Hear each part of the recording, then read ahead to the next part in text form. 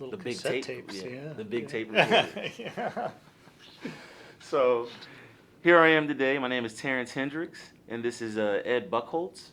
And his his title, as far as I'm concerned, is the director of the entire hotel.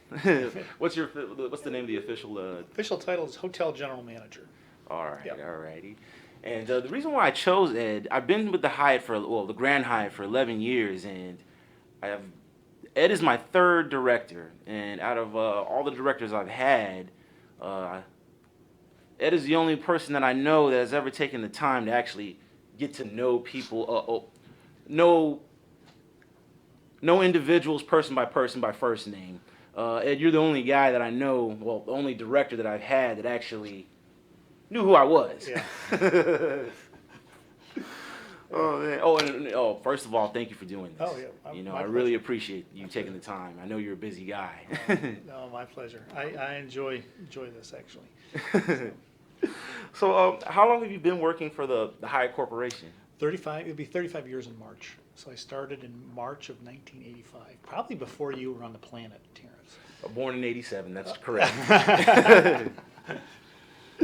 uh, were you hired for this? Oh, you were hired for this position from the start. I actually started in Hyatt as a restaurant manager. A restaurant in one of the hotels? In one of the hotels in my hometown of Buffalo, New York. And I just kind of moved through the food chain, if you will. You know, got to do beverage and stewarding and banquets, and then became a assistant food and beverage director, then a food and beverage director in 3 different hotels. And then I believe this is my 6th hotel as general manager.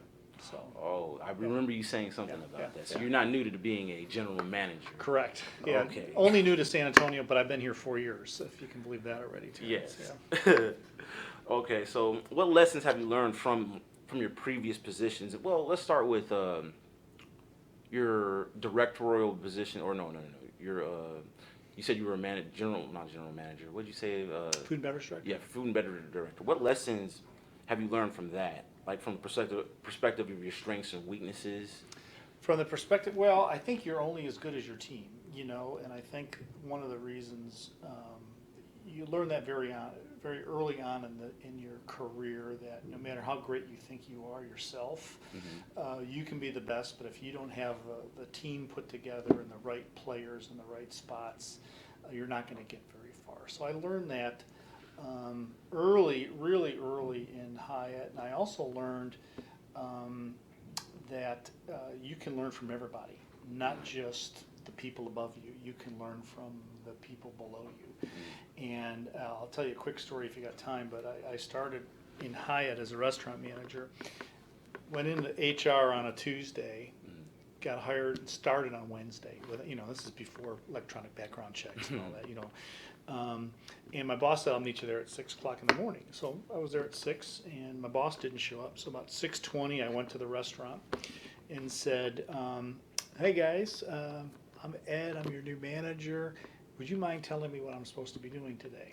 So they kind of walked me through what I should be doing, and my boss came in at 8:30, forgot that he told me to be there at 6, but I had already the staff had already got me indoctrinated into what I needed to be doing.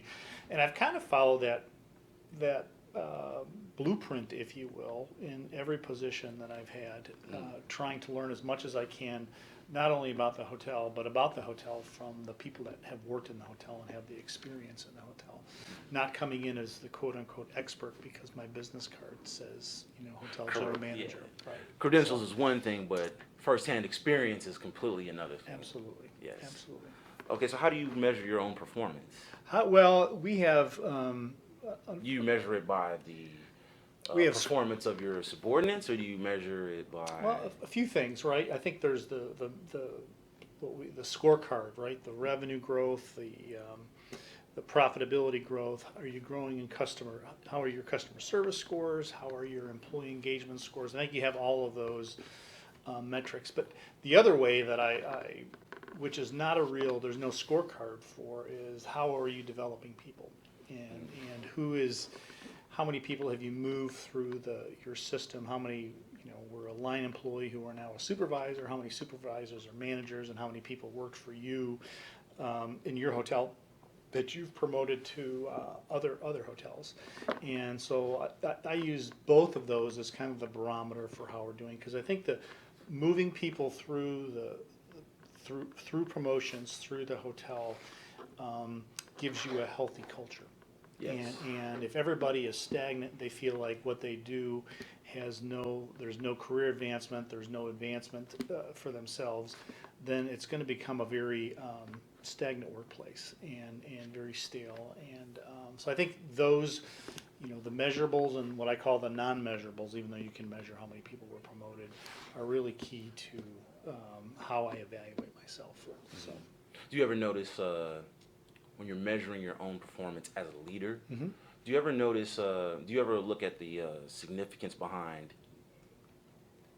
how your subordinates, like if they trust you? That's Sure. one thing I've come to experience. Well, I've never been a leader, Right. but in event setup, when we worked when we were working really long hours, Right.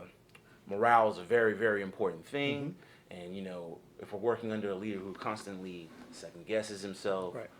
Which can tend to lead to mistakes, Mm-hmm. you have difficulty trusting that leader. Right. So do you ever see that they tend to trust your subordinates, tend to trust you more, believe in you more? Yeah. Well, I don't know how you measure that. I think one way I get a feel for that is how often am I conversing with certain leaders that work for me, and are they willing to share their what they need help with? And I think if you've got that kind of healthy two-way relationship, and I try to have that, with not just leaders but with the associates, first name basis, right? With you and I, it's always Terrence and Ed. It's never Terrence and Mr. at Bucholtz or any of that kind of stuff.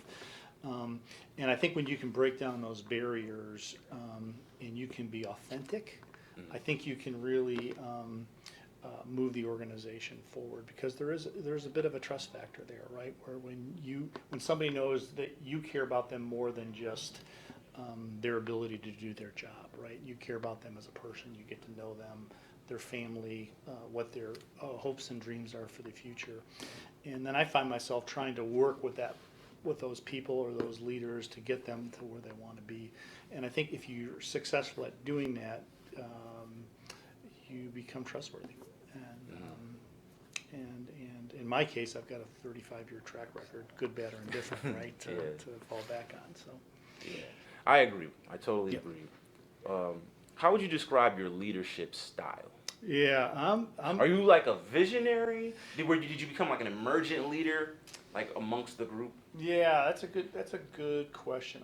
I'm highly introverted, so I am not comfortable being the center of attention or putting myself out there. So that part for me was forcing myself to be more of an extrovert is a difficult thing for me. But really, I just try to have good relationships with the people I work with and try to get that feeling across where we worked together versus you work for me or someone else works for me. And I think when employees feel like they're part of a team and they work with someone versus work for someone, they're much more effective. Yes. You'll get more feedback. They'll take more ownership. Otherwise, they're just doing kind of the basics to get by. I definitely agree with that, because I think most individuals want to be a part of something. Right. You know.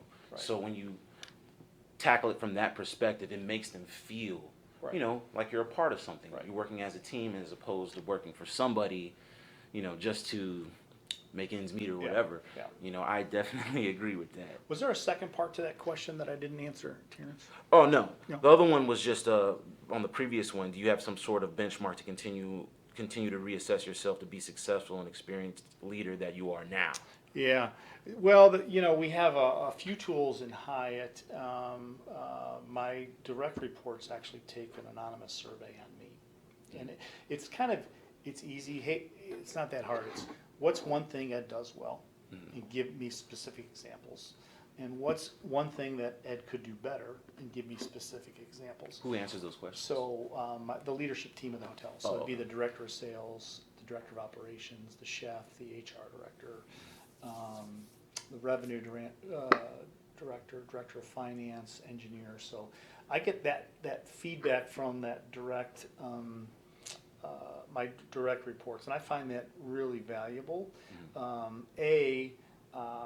It's hard to get feedback to your boss, you know, and B, it's done in a fashion where I think it's more constructive than destructive. So that I place value on. You know, we have the open door policy here, so anyone can come in here and give me feedback. And I, you know, after a while, you just kind of, you can get a feel for the hotel, and you know when things are going right, and when there's areas that you need improved. And if not, the customers will point that out to you, right? Because you get that direct feedback from the customers, and they'll tell you what's going on. So, Yeah. What do you think are the key qualities that a good leader should have or should learn? yeah. Well, I think empathy, number one, right? Be really, really good listener. I think transparent. Yes. Try to be as transparent as humanly possible. I try to do that in my town halls, and I never know whether I give too much. I'm too transparent, where, you know, you give that information overload, right, and then people just kind of just glass over because they're getting too much information. And I think humility. I think if I had to sum it up, those three things are what I think is the most important part of leadership: transparency, empathy, and what's the third one I just said? I just forgot. Transparency, empathy, humility. Humility. Thank you. Those three things. Yes. Gosh. Do you believe that those are like current trends that in the business world they're kind of lacking? Because I know here at Hyatt, Yeah. you know, it's different in other corporations I've seen. Well, in schools, what we are, they don't have the first name basis kind of thing that we have here at the Hyatt. Right. It's a different culture where it's a boss worker relationship. Do you believe that's a trend like what you just described? Is that a trend is that trending now? I think so. I think, you know, my generation, right, went to work for an employer, and you stayed with them because of pay and benefits, right? I think the generation that it's in the they want to be part of a greater good. The pay and the benefits, they're important, but they're not the most important things.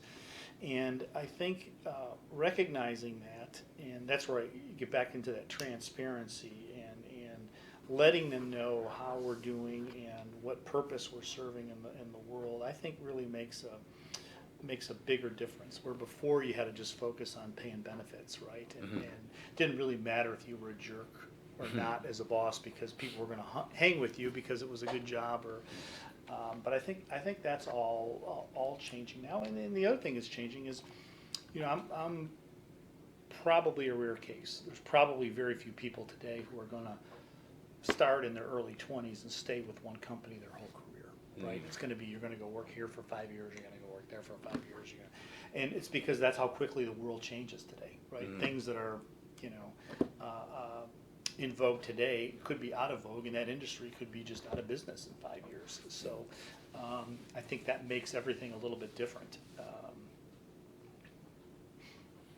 Okay. My next question actually was, what values are most important to you as a leader? I think you've already touched on that.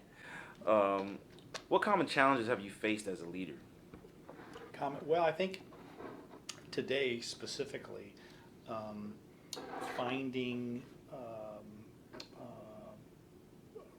people for the jobs that we have open today. And I think the economy is really, you know, there's almost full employment. And so Do you mean for like professional positions, or just all positions? I'm talking everywhere. I'm talking from, you know, a sales manager position or down to somebody who would wash the dishes. I think finding qualified people with you kind of have that Hyatt attitude, right, that you see here. I think that clearly is a number one, our biggest challenge here. The second one is how do you continue to grow revenue, right? Because expenses never stop going up. Yeah. You never get a break on. Guess what? Ed? Next year, salaries aren't going to go up and other expenses aren't going to go up. So you don't have to have an increase in revenue. Every year, those are going up, and it's in some cases they're growing as a faster percent than the top line is growing, right, than the revenue is growing. So I think the challenge of how do you make that all work, and then how do you find people to deliver on what we need to do to stay successful are the two biggest challenges. Okay. How do you monitor the performance of the people that you have to lead? Yeah. Well, I'm going to just deal with the kind of the benefit of working today. We have a lot of analytics at our disposal. Way more than ever in the history of my 35 years with Hyatt. So analytically, I can see where their strengths and weaknesses are from a performance standpoint. The other thing that you can't get through analytics is what type of leader is that person, and I think you get that feedback by talking with people that work for that individual. How are they involving you in decisions? Are they listening to your ideas? When's the last time you sat down and met with David on a one-on-one basis? I'm picking and that you don't get from a dashboard on your computer. You get that from communicating directly with the people that work for that individual. So like I was looking, I was trying to think in my mind too what kind of style, because there's different styles of leadership. You're like autocratic, visionary, coaching. And I still can't really. I have to go in my book and see exactly what style you are. Yeah. Yeah. I'd like to think on my own blend, of somebody that people want to work for because I treat them with respect and dignity. I think I am a visionary in a lot of ways. I get kind of bored sometimes with the routine stuff. So I'm constantly, and I think that's part of our job as leaders, is to be looking out 2-3 years down the road and try to, hey, what are the hurdles that are coming up and how are we going to overcome them? So I think a combination of those two, somebody that people can relate to, a down-to-earth person. I think that's how I describe myself in my leadership style, and I think I blend those humility, transparency in as well. But I don't know what category that is, Terrence, in a book, but that's at least how I describe myself. So I'll find it. Yeah. What do you do to motivate your team, you specifically, whenever you're doing your town halls or anything like that? What do you say? I don't. I've always been curious to that. I mean, when you motivate, well, I'm only used to like how I've been in events set up almost my whole adult life, and I've had about 3 or 4 supervisors, so I can only tell you what Kevin. I'll stick with Kevin. Yeah. The way how Kevin motivates us is barbecues and stuff like that. That's pretty like how do I say? Pretty simplistic, but how do you? Sure. Well, I think setting goals for the team is my job. So measuring performance against that goals and rewarding achievement of those goals are one way to motivate people, right? So I do a little bit of that, and I do a little bit of seeking input and adapting that to where we need to go. Because I think when people feel like they're contributing, they're valued, and their feedback is important, and the leader incorporates that into the vision for the hotel, I think that's pretty powerful. And and I think listen too. I think the other thing is really just listen to people. People want to work where they feel like they're valued, and I think that's part of my job is to listen.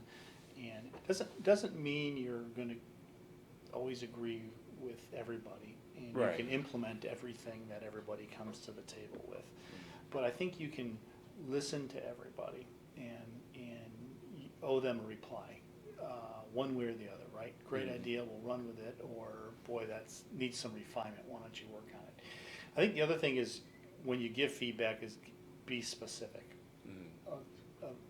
A that-a-boy is good, but a that-a-boy for a specific reason is even better. Thanks for taking care of Mr. Smith. You really went out of your way to make sure they had everything they needed is much more important than great job yesterday, right? So, and in order to do that, you've got to have your kind of pulse on the operation and be seeking that feedback from guests so that you can give that back to folks that work for you.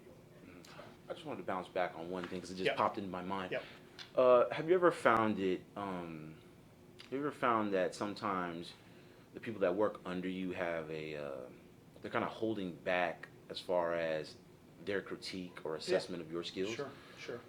What do you do in that instance when you get that feeling? There's nothing, I believe there's nothing you really can do. Yeah, I think maybe work a little bit harder. In my case, it would be working a little bit more with them personally to further develop that trust, and with the hopes that you'll get that honest feedback down the road. But you're right, there are people who won't say much, will play the game, if you will. Yeah. And that's a hard thing to do, and I think the only thing you can do there is continue to work on that relationship and continue to try and build that trust. And hopefully you'll get that feedback you're looking for down the road. And you touched on this already. I'm still asking. You're fine. What are your goals and vision for the Grand Hyatt? Like, what changes would you seek to make, or that you could think of to maintain sustainable competitive advantage? Yeah. I think we have a lot of competitive advantages overall. A lot of our competition here downtown. Yeah. But Yeah, that's a good question. I think sometimes it's easy to forget why we're all here, right? And we're here to take care of the guest. And I think what we need to kind of transition to is how do we take care of the really important guests better? Because it's shown, right, that people will rebook you more, or people will stay with you more if they feel that you take care of them better than your competitors do. And in our case, in a 1,000-room hotel, it's very hard to give that level of service to 1,000 different rooms every day.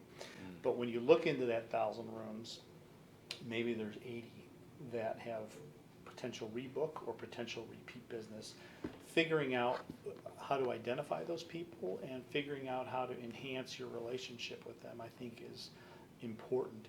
I think that we have a lot of tools coming on from an analytics standpoint that will help us identify those people. And then it's really up to us to go out there and have those conversations and listen to people and find out how we can.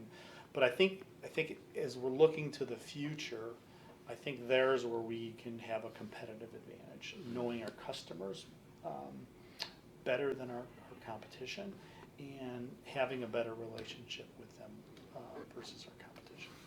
Because I've always believed in terms of, well, I can say this much, in terms of retention and really development, I think we're better than most, like Marriott and everyone else. Yeah. Well, we're smaller as a company, so we have as a corporation or a company. Yeah, as a company. So Marriott has 6,000 or 7,000 hotels. Oh. We have about 900. So we can be a lot more nimble as a company than they can. When they want to change direction, getting to move 7,000 hotels in one direction gets a little complicated. Trying to move 800 or 900, a little bit more doable. So I think that's an advantage that we have as a company.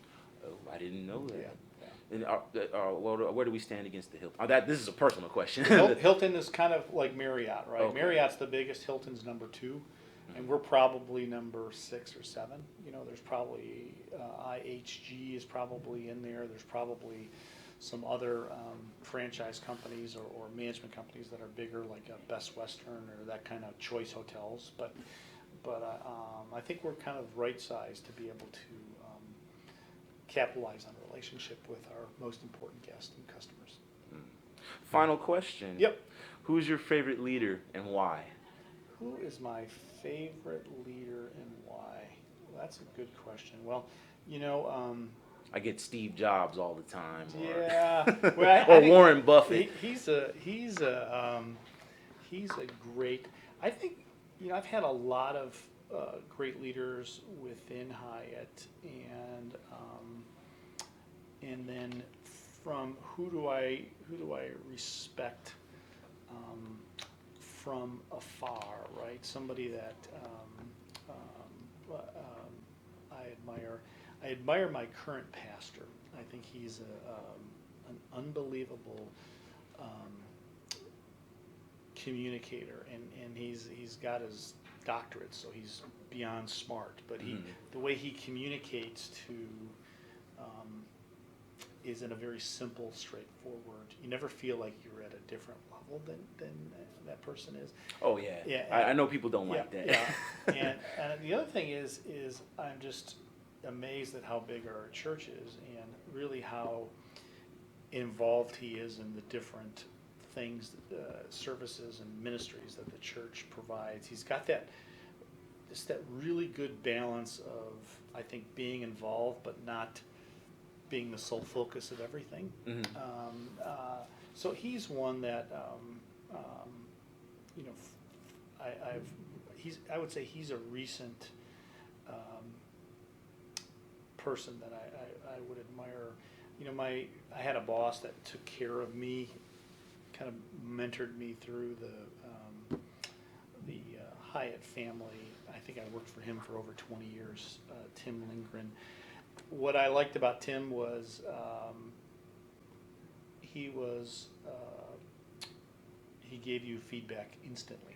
It was never what was on Tim's mind came out of Tim's mouth, and that sometimes can be deadly, right, in the heat of the battle. But you got to know when to hold back. Right, but I respected that because I think there's a lot of people that are afraid to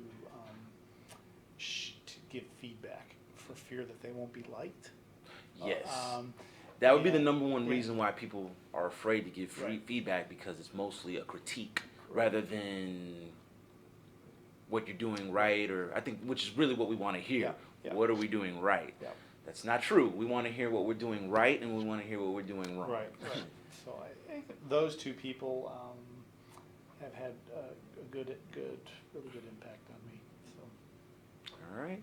And that's all the questions I had. Then this concludes my interview. Thank you. You're welcome, Thank Terrence. you, Ed. You certainly provided some valuable personal insights on leadership. Thank you, sir.